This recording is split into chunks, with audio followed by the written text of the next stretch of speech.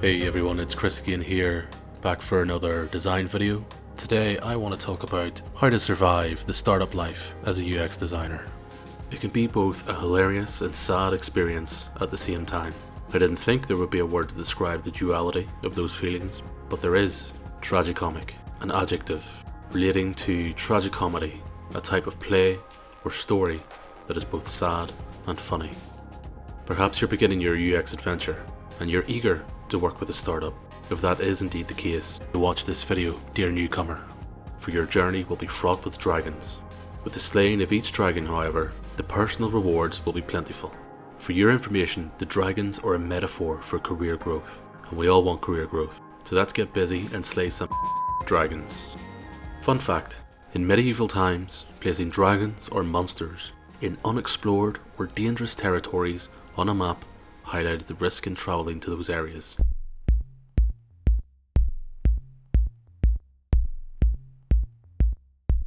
Founders or owners will have varying degrees of expectations for your role. It's not unusual for some founders to see you as more of a UI designer with a fancier job title. Potentially a mere conduit for which the owner can channel their many ideas into visual representations, mock-ups, and eventually products. The astute among you will have noticed a lack of research or any form of UX work in that succinct representation of owner-designer relationship. It's likely not to exist. Not yet. As a designer that's mainly crafting concepts, you will certainly be seen as valuable. But as a designer that's crafting concepts and is also eager to share UX practices and how they can be implemented into the team, you'll be seen as invaluable. It would be a disservice to the startup you're part of and the owners if you didn't at least put forward more user-centered ideas. It's in your interest to be proactive. Sure, not every idea will stick, but there's a good chance some ideas will, and that's great. It's the beginnings of your journey. You have the power to potentially bring a company from what Jared M. Spool refers to as the UX Dark Ages to integrated UX and services, but you must persist, and it will at times be hard work, and hard work can take time. If you haven't read Beyond the UX Tipping Point by Jared Spool, please do. It's absolutely fascinating and entirely insightful. Owners of this stature, those that aren't fully aware of your abilities, probably won't understand what user research is, or at least have a very limited understanding of it. This is your opportunity to educate on the benefits of user research and how you foresee it fitting strategically. All of the owners I've worked with have been receptive to the idea of talking to customers because it makes sense, right? It's logical and helps steer the company to a more user-centric ethos. This, however, is only a conversation. The greater difficulty can come with persuading others in the team and possibly even requesting budget to conduct work. To repeat, this, however, is only a conversation. An integrated UX and services is the product of many conversations, inclusiveness, and persistence. When you've settled into your new role, organise a meeting with stakeholders and chat to them about their expectations. Use it as the opportunity you need to communicate your love of user research. Get buy-in from the team you're part of. There's power in numbers. Some things to discuss: usability testing, user interviews, card sorting, lab studies, concept testing, A/B testing, intercept surveys, existing analytics. Important. If you've spent many hours, days, months presenting and trying to persuade owners to take a more user-centered approach, but you feel like you're getting nowhere and will likely not grow, Mike Montero says it best. Sometimes you grow beyond the job you were hired to do. Say, for example, that you were hired to knock out prototypes in Sketch, but you've been learning a ton about design research and are looking to try your hand at that. If your company doesn't offer opportunities in the new skills you want to practice, you need to convince them to expand. If they're not open to that, you need to find a new place. Mike Montero. Only you will know best if this is the case. Consider it carefully and don't make the decision lightly.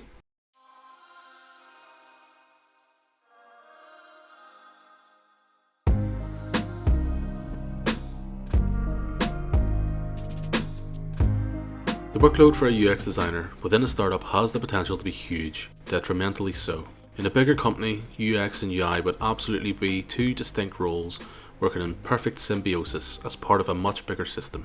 However, even though the workload seems gargantuan, it absolutely does not have to be. I have myself experienced the difficulties of bouncing between creative aesthetic UI mode to conducting user interviews with 10 individuals in the same day. It often doesn't work, and it shouldn't. It's disruptive. The reason I've fallen victim to this in the past, and why you might in your career, is simply down to time management and communication. Picture this scenario. You've conducted a lot of insightful user interviews throughout the day. As insightful as they are, you have a nagging feeling in the back of your head that you should be working on designs for the latest sprint. Towards the end of the day, after your last interview, you find yourself cramming UI work in because of a presentation tomorrow.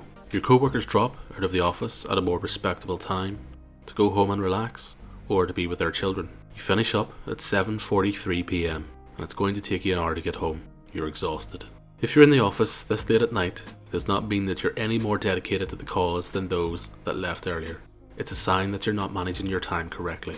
Devil's advocate, it's entirely possible that the owners have an extremely high WEI as well, work expectation intensity. This is an entirely different problem, one that might be more difficult to address.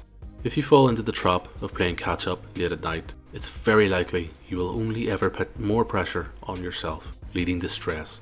You will not deliver your best work. This is again another opportunity to take down a bigger, slightly more difficult dragon. Perhaps even a dragon that presents themselves as scary. But the solution is rather elegant. Share your work process and share it with the entire team. Let everyone know how you prefer to split up your work, that you prefer to have days that are dedicated to research, with the rest taken up with more UI-centric work. More often than not, this will be seen as an absolutely legitimate request that owners will only be too happy to accommodate. Fact, regardless of what stage you're at in your career, you're allowed to voice an opinion and push back. There will of course be times when something is absolutely needed last minute, and that's okay. You can't control all aspects of your workload. Communicate the impact that this will have on other aspects of your workload and ensure everyone is on board with it. If your calendar is full with upcoming interviews, share it with the team. They'll get an immediate sense of how busy you are and if they can really justify any meetings with you. Example, you should have no other meetings at all if your day is jam-packed full of user interviews. No stakeholder meetings. No meetings that you're tangentially needed in. No stand-ups. Update your colleagues via other methods. Learn to, within reason, say no. If even after voicing your concerns to the owners, difficulties you face and how you would like to address them fall on deaf ears, then I would also refer you to Mike Montero's sound advice. Above all, your mental health is paramount. It is exciting to be part of a team that's building something new from scratch, but take my word from it. Manage your time correctly. You will continue to find it exciting and not become victim to burnout.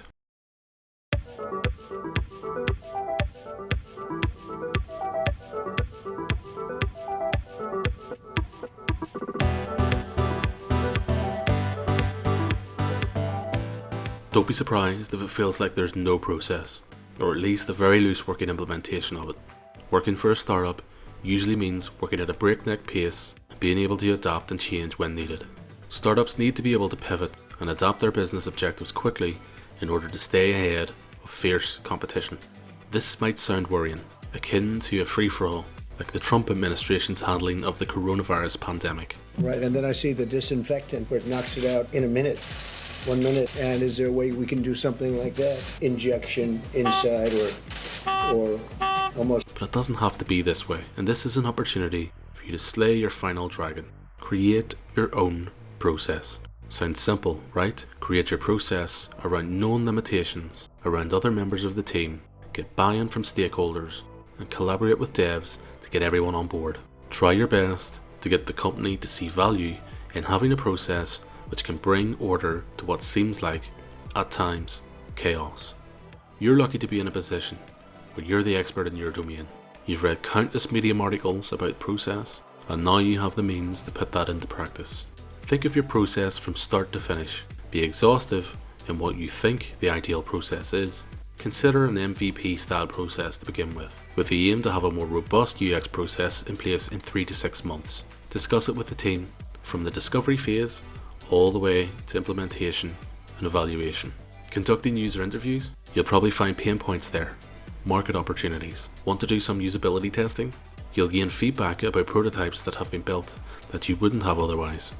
All this research will be channeled into your designs and therefore the product itself. Survive. It doesn't have to be tragicomic. Working as a UX designer at a startup can be an incredible experience, one that is very fulfilling especially if you're working on something unique or that you're fully invested in because you believe it will genuinely help people. All of the teams that I have worked with have been awesome, and I see no reason why that can't be the same for you. It's hard work at times, yes, but looking back at the above dragons, they all share a common weakness, a vulnerability that can be taken down with open communication and a desire to help individuals. That's what user experience design is to me. On growth, I'd like to end this piece with a quote that I return to now and again. We need to be uncomfortable. Running from discomfort is running from learning and growing as humans. We suffer so others do not have to suffer later. We hurt so that we learn how not to hurt again. Dylan Wilbanks. It would certainly do you, not just as a design professional, to remember that nothing is lost, and your experiences, no matter how difficult, the discomfort you may feel, enable you to grow. Stay safe.